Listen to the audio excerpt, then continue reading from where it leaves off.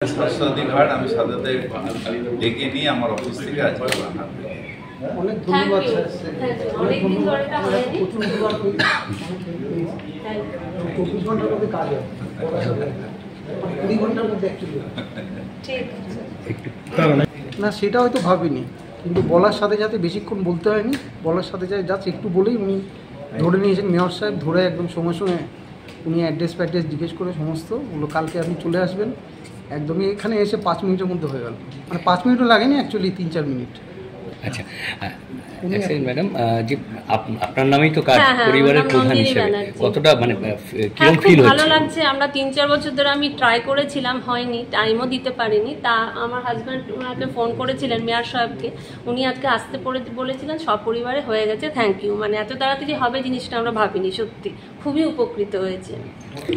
আমাদের পশ্চিমবঙ্গ সরকার এরকম দ্রুতই কাজ করে, কোনো ওই জায়গায় কমিউনিকেশনের গ্যাপ হয় উনি মানুষ বোঝাতে পারে না, কিংবা হয়তো অফিসার যে সে হয়তো কোনো গাফিলতি থাকে, এগুলো একটুখানি নজর দিলেই হয়ে যায়।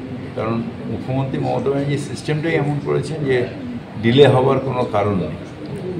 উনি কালকে টক টু মেয়রে বললেন যে আমার চিকিৎসা করবো, আমার স্বাস্থ্যসাথী কার্ড নেই। এখন আপনি আজকে চলে আসুন।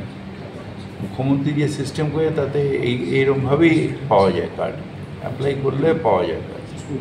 সেটা অনেকে জানে না, আবার অনেকের কাছে কমিউনিকেশন থাকে না, অনেকের কাছে অফিসারের গাফিলতি থাকে।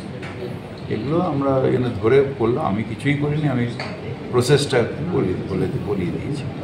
তাতে হেলথ ডিপার্টমেন্ট থেকে কার্ডটা ইস্যু হয়েছে। কলকাতার নাগরিক এবং মানে রাজ্যবাসীর উদ্দেশ্যে কি বলবেন? যে মানে বিশ্বাস রাখুন মমতা ব্যানার্জিকে, যদি কোনো অসুবিধা হয় আমরা সবাই আছি মমতা ব্যানার্জির সৈনিক হিসেবে। আমরা আপনাদের কাজ করার জন্য, আপনাদের সেবা করার জন্যেই মুখ্যমন্ত্রী আমাদের আছেন, ওনার নেতৃত্বে আমরা সবাই সেবা করে যাব।